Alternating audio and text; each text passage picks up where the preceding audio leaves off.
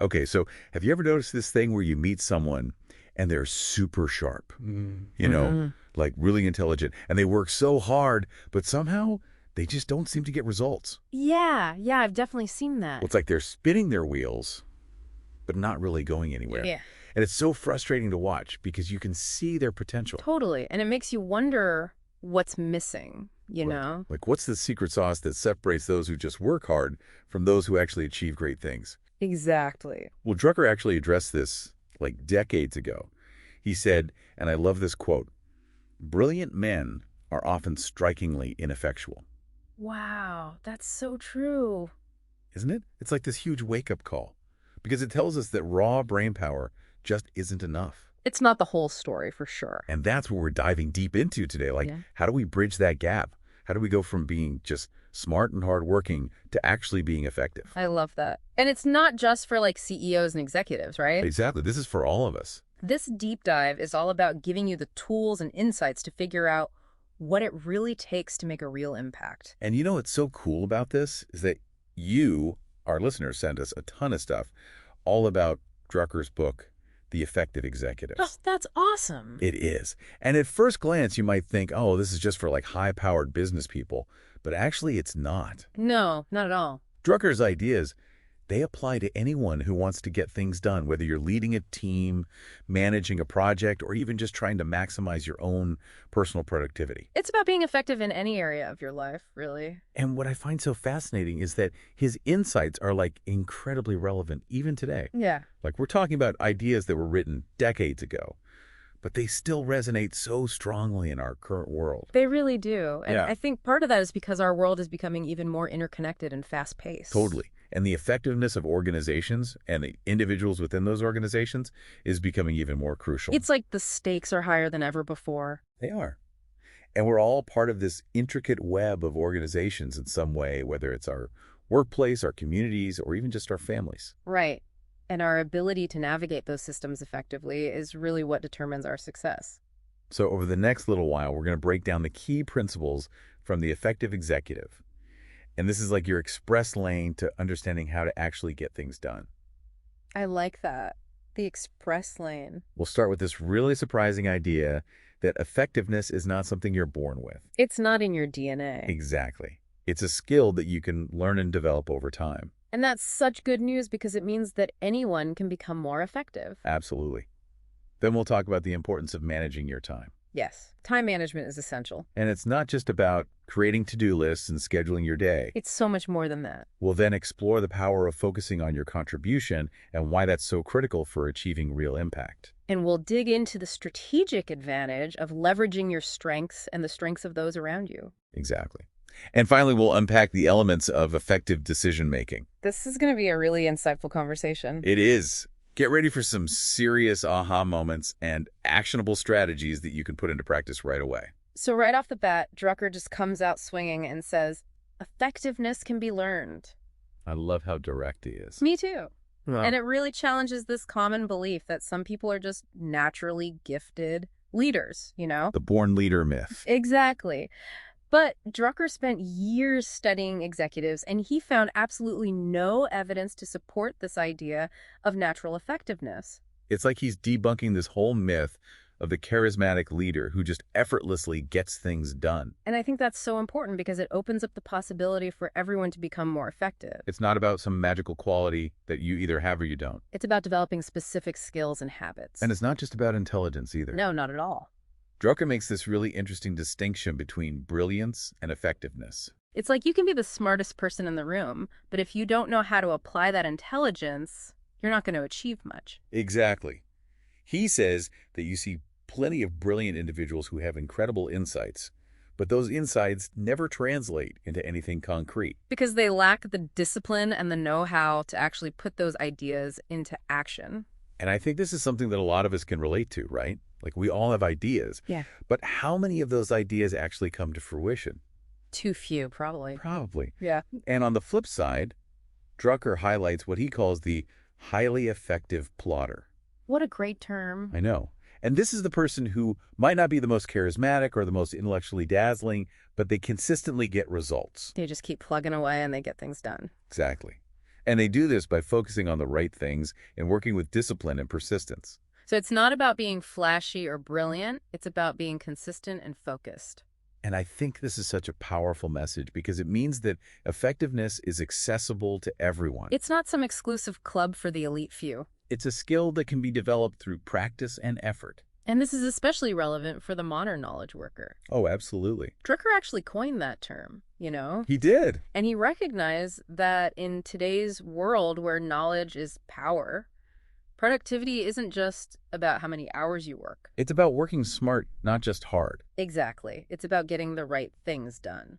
And that's effectiveness in a nutshell. And Drucker also expands the definition of an executive. He does. He doesn't just mean people with fancy titles. No, he means anyone who's responsible for making decisions that impact the performance of an organization. So even if you don't have manager in your job title? If your work influences outcomes, then these principles apply to you. It's about taking ownership and responsibility for your contributions. And Drucker observed something really interesting about executives. What's that? He noticed that even senior-level executives can get bogged down in the day-to-day operations of their organizations. They get caught up in the weeds. Exactly. And they lose sight of the bigger picture. Like you might see a CEO who's spending all their time on marketing details or production issues. When really they should be focusing on strategic planning and setting the overall direction for the company. And it makes you wonder, why does this happen?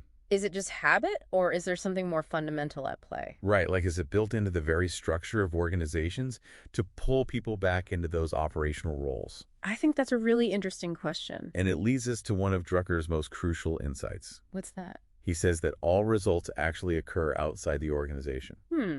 That's interesting. Tell me more. So think about it.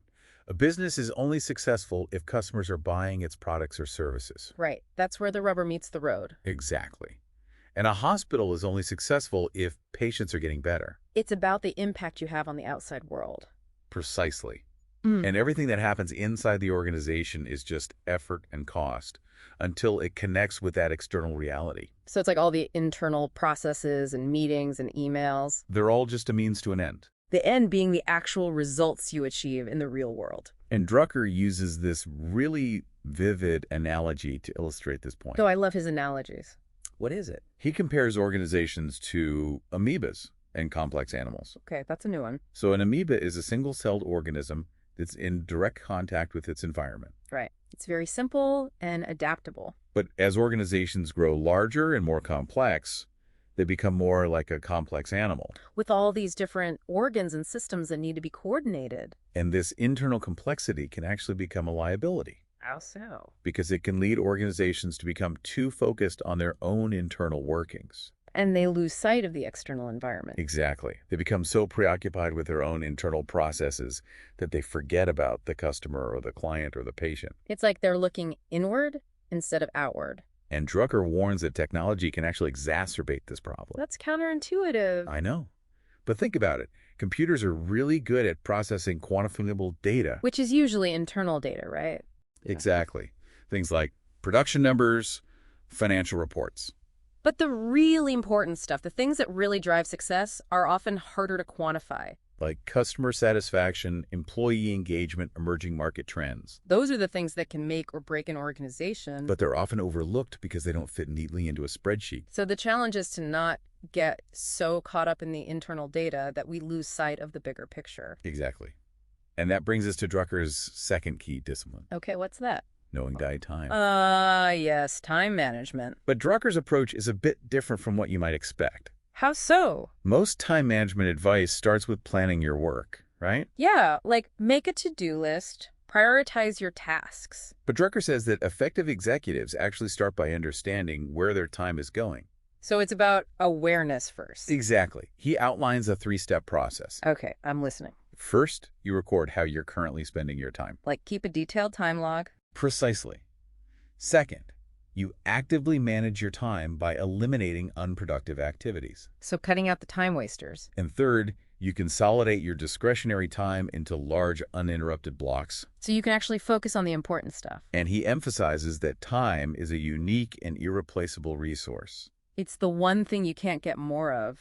And yet we so often treat it as though it's infinite. We waste it, we squander it, we take it for granted. And Drucker points out that effective executives have a profound respect for time. They understand that it's their most valuable asset. And he even references psychological studies that show that humans have a really poor innate sense of time. So we're not very good at estimating how long things will take. Exactly. And that's where the time log comes in. It gives you an objective record of how you're actually spending your time. Drucker tells this great story about a company president who was convinced that he was spending most of his time on strategic planning. Oh, I bet that wasn't the case. It wasn't. He kept a time log for 6 weeks, and it turned out that he was mostly acting as a high-level problem solver. Putting out fires. Exactly. He was constantly reacting to urgent customer issues and getting involved in day-to-day operations. So his perception of how he was spending his time was completely off. And the time log revealed the truth. So the time log is like a reality check. It is. And it's especially important for knowledge work. Because knowledge work often requires large chunks of uninterrupted time. You can't write a complex report or design a new product in 5-minute intervals. You need time to think, to process, to create. And Drucker argues that large organizations can actually make this difficult. Because they're so structured around meetings and interruptions. It's like a constant barrage of distractions. And meetings can be a huge time sink. They can. And Drucker sees excessive meetings as a symptom of organizational problems. It's like a red flag. He tells this crazy story about an energy company that had 3 competing divisions that were stuck in unproductive meetings for years. Years. They just couldn't get on the same page. And it was all because their organizational structure didn't align with the realities of their market. It wasn't until they restructured the organization that the meetings finally became productive. So the structure of the organization can actually impede effectiveness. It can. And that's why it's so important to design organizations in a way that facilitates communication and collaboration. And minimizes unnecessary meetings. So what are some practical strategies for combating this time fragmentation? Well, Drucker offers several suggestions. Like what? He mentions a bank president who instituted a rule of having all meetings be no longer than an hour and a half. That's a good one. And they had to have a clear agenda and a firm conclusion. So no more of those meandering meetings that go on forever. Exactly. He also suggests working remotely during specific blocks of time to avoid distractions. Like blocking out your calendar for focused work. And scheduling routine operational tasks together in dedicated periods. So you're not constantly switching between different types of work. And he even uses the example of Harry Hopkins. Does that? He was an advisor to President Roosevelt. Okay. And he was severely ill. Oh, wow. But he had to be incredibly productive. So how did he manage his time? He ruthlessly prioritized his activities and eliminated anything that wasn't absolutely essential. He had no choice but to be efficient. Exactly. And it's a powerful reminder that even in the face of extreme challenges, we can still find ways to manage our time effectively. And it's not just about external pressures on our time. Right. There are also internal time wasters.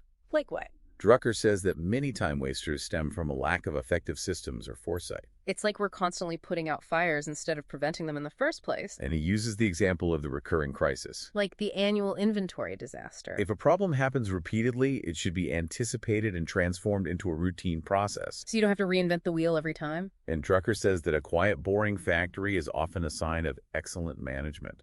Because it means that things are running smoothly.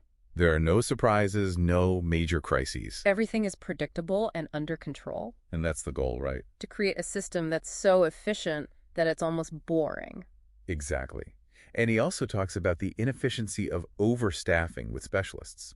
So having people on staff who are only needed for very specific tasks. Which could be costly and unnecessary. And then there's the crucial step of pruning unproductive time demands. So saying no to things that aren't aligned with your priorities. He gives the example of a newly elected U.S. president who had to learn to decline countless invitations. In order to protect their limited time. It's a powerful example of setting boundaries and prioritizing your time. And Drucker makes this really important point that even the most disciplined executives will still have a significant portion of their time consumed by less important tasks. It's unavoidable. It's the nature of the beast. So it's not about trying to eliminate all those less important tasks. It's about minimizing them as much as possible. And consolidating your remaining discretionary time into large, usable blocks. So you can actually focus on the work that really matters. And he cautions against the temptation of just working late at home. Because by that point, you're usually too tired to do your best work. And it allows you to avoid the harder work of actually managing your time effectively during the day. So it's about creating a sustainable system for managing your time. One that allows you to be both productive and effective. And that brings us to Drucker's third key discipline. Which is? Asking yourself, what can I contribute? I love that question. It's such a powerful shift in perspective. It moves us beyond just focusing on our own efforts. And towards thinking about the impact we're having. It's about asking ourselves, how can I make a real difference? And Drucker argues that effective executives are constantly asking themselves this question. What can I contribute to the overall performance of the organization? It's not about what you do, it's about why you do it. And what results you're trying to achieve. And this focus on contribution naturally expands your horizons. It forces you to think beyond your own individual tasks. And to consider how your work fits into the larger scheme of things. It's about seeing the forest for the trees. And Drucker illustrates this beautifully with the story of the government publications director. Oh, tell me about that. So there was this guy who was the publications director for a government agency. Okay. And he wasn't the most polished or sophisticated writer. But he got the job done. He did. And the reason was because he understood his audience. He knew who he was writing for. Exactly. And he wrote in a way that was clear and concise and easy for them to understand. So the publications were effective. They were. Yeah. But then they hired a new director who was a much more skilled and polished writer. Okay. But he didn't understand the audience as well. So he wrote in a way that was too academic and jargon-filled. Exactly. Yeah. And the publications became much less effective. Even though the writing was technically better. It's a perfect example of how focusing on your contribution is more important than just focusing on your own skills or expertise. It's about understanding the needs of your audience and tailoring your work accordingly. And Drucker shares another great example from a New York bank. What happened there? So there was this department called agency, Okay. and it was basically a back office function. Like processing paperwork. Exactly. Mm. But then this new vice president came in, Okay. and he asked this really simple but powerful question. What was it? What could agency contribute? I love that. And he realized that they had this unique opportunity to act as a sales force for the bank. Because they were interacting with senior executives from the bank's clients. Exactly. And they had all this valuable information about the client's needs. So they could identify opportunities to sell them additional services. And that's exactly what they did. They shifted their mindset from just processing paperwork to proactively contributing to the bank's success. And they became a vital part of the bank's marketing efforts. It's a great example of how a simple change in perspective can have a huge impact. And Drucker emphasizes that contribution isn't just one thing. It's multifaceted. He says that every organization needs to perform in 3 key areas. What are they? Achieving direct results, establishing and upholding core values, and developing people for the future. And every executive's contributions should touch on all 3 of these areas. Although the emphasis will naturally vary depending on their role and the needs of the organization. So it's about finding the right balance for your particular situation. And what's really interesting is that this focus on contribution actually fosters both personal and professional growth. It's like a virtuous cycle. When you're constantly asking yourself how you can make the biggest impact, you naturally raise your own standards. And that inspires those around you to do the same. Drucker shares this really powerful example of Nurse Brian's rule. Okay, what's that? So Nurse Brian was a nurse at a hospital, Okay. and she had this simple but profound question that she would always ask. Are we doing the best we can do to help this patient? That's a great question. And it became this enduring standard throughout the entire hospital. It raised the bar for everyone. Exactly. Hmm. And it continued to drive improvements in patient care long after Nurse Brian had retired. It's like her legacy lived on through that question. And Drucker also gives a great example of a new president at a retail company. What did he do? He identified developing future managers as his primary contribution. Okay. And he didn't just send out a company-wide memo about it. He actually took concrete steps to make it happen. Exactly. He actively followed up with individual managers. To see how they were doing in terms of mentoring and developing their teams. And he specifically praised and recognized their efforts in this area. So he was leading by example. And the impact of his actions was felt for years to come. Even by people who had never worked directly with him. It's a testament to the power of focusing on the long-term development of your people. And for those of us who work with knowledge specifically, Our product is our knowledge. Exactly. And Drucker emphasizes the responsibility we have to make sure that our knowledge is usable and understandable by others. It's not enough to just be smart. We have to be able to communicate our knowledge effectively. The accountant needs to be able to explain financial information to the operations manager. The scientist needs to be able to explain their research to policymakers. It's about bridging the gap between different areas of expertise. And Drucker says that the true definition of a generalist Is not someone who knows a little bit about everything. it's a specialist who can relate their area of expertise to the broader universe of knowledge. And communicate it clearly to others. It's about being able to see the connections between different disciplines. And to translate your knowledge into a language that others can understand. And this focus on contribution also has a huge impact on communication within organizations. Because it forces you to think about who needs to use your output. And how you can make it as useful as possible. It naturally leads to more effective collaboration and teamwork. And Drucker points out that while the digital revolution has given us access to vast amounts of information, It's actually increased the need for direct human communication. because we need to be able to understand each other's needs and objectives. Technology can't replace the human element of communication. And ultimately, Drucker believes that individual self-development is driven by that fundamental question. What is the most important contribution I can make? It forces you to identify the skills and knowledge you need to acquire. And the strengths you need to leverage. It's about constantly pushing yourself to grow and develop. And finally, Drucker emphasizes that effective executives ensure that their meetings have a clear purpose. So no more pointless meetings. They make sure that every meeting is directly aligned with their contribution commitments. And that the time spent together is actually productive. It's about making every minute count. And that brings us to another critical aspect of effectiveness, Which is, making strength productive. and Drucker emphasizes that when it comes to staffing and promotions, effective executives focus on what people can do well. Rather than trying to minimize their weaknesses. He famously recounts Lincoln's response when asked about General Grant's drinking habits. What did he say? He said, "Find out what brand of whiskey he drinks and send a barrel of it to my other generals." Wow, that's a great story. It is.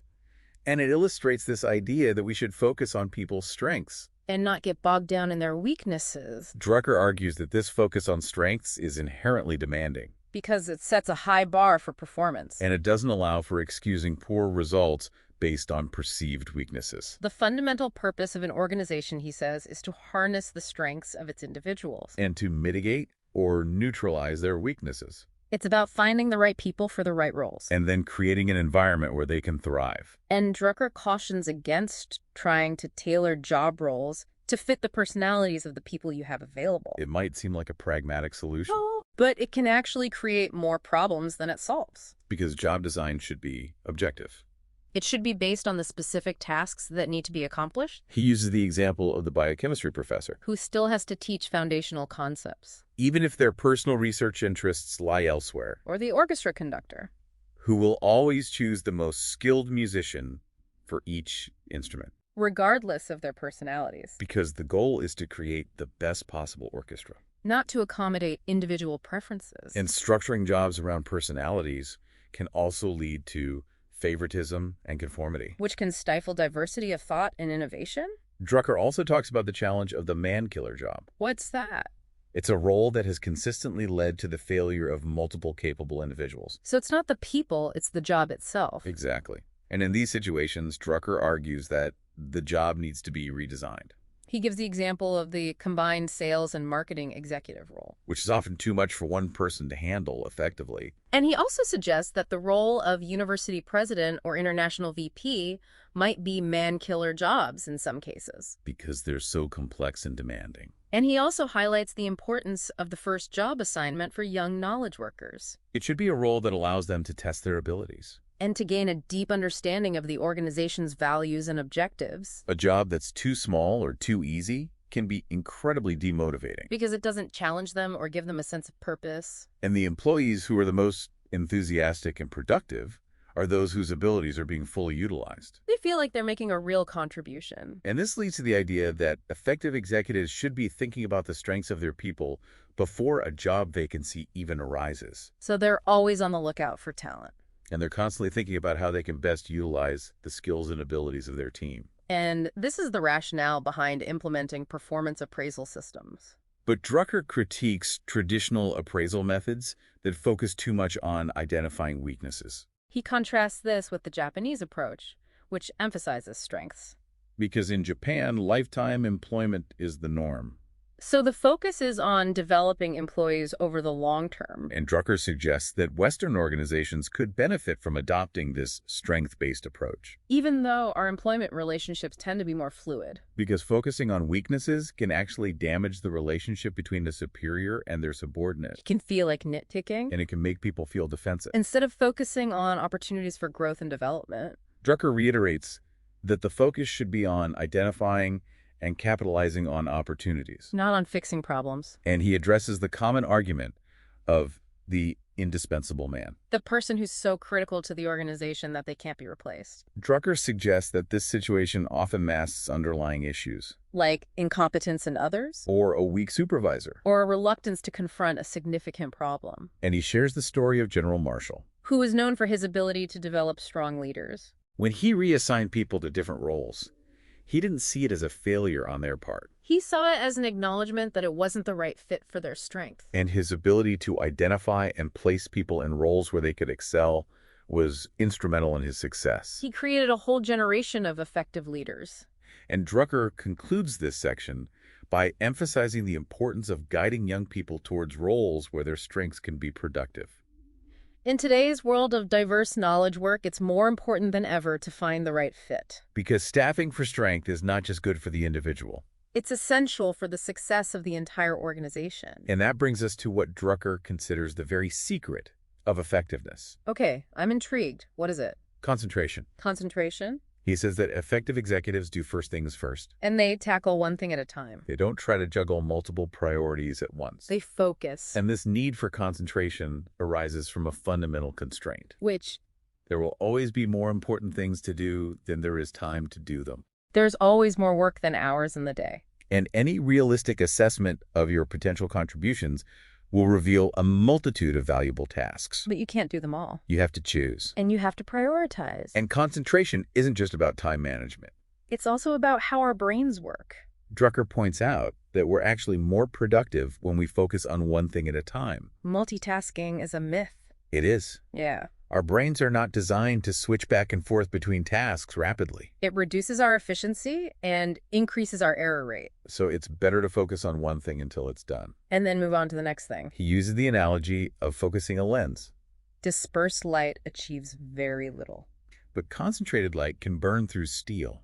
It's a powerful image. And he shares the example of a CEO who methodically tackled 3 major initiatives over his tenure. One at a time. In addition to his ongoing responsibilities. And he was incredibly successful. Because he had the discipline to focus. And Drucker contrasts this with people who achieve very little. Despite working incredibly hard. Why is that? Because they underestimate the time required for each task. They're overly optimistic. And they try to do too many things at once. So they end up spreading themselves too thin. And Drucker emphasizes the need to break free from what he calls servitude to the past. What does that mean? It means letting go of outdated activities and past successes that are no longer relevant. Because they can drain valuable resources and prevent us from moving forward. He uses the analogy of a ship that's carrying too much cargo. It becomes slow and unwieldy.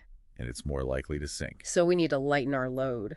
By getting rid of the things that are no longer serving us. And Drucker argues that most organizations don't suffer from a lack of ideas. They suffer from a lack of capacity to act on those ideas. Because they're so bogged down by the past. And he cites DuPont as a prime example of a company that consistently outperforms. How do they do it? By proactively abandoning products before they decline. So they're not afraid to let go of past successes. And this frees up resources for new innovations. It's a bold strategy. But it's clearly working for them. And because there will always be more opportunities, then we have time and resources to pursue. Effective executives have to make conscious decisions about what to prioritize. They can't let themselves be dictated by external pressures. They have to be proactive and intentional about how they spend their time. And they have to be willing to say no to things. Even important things. In order to focus on the things that are most essential. And Drucker emphasizes the importance of converting decisions into actions.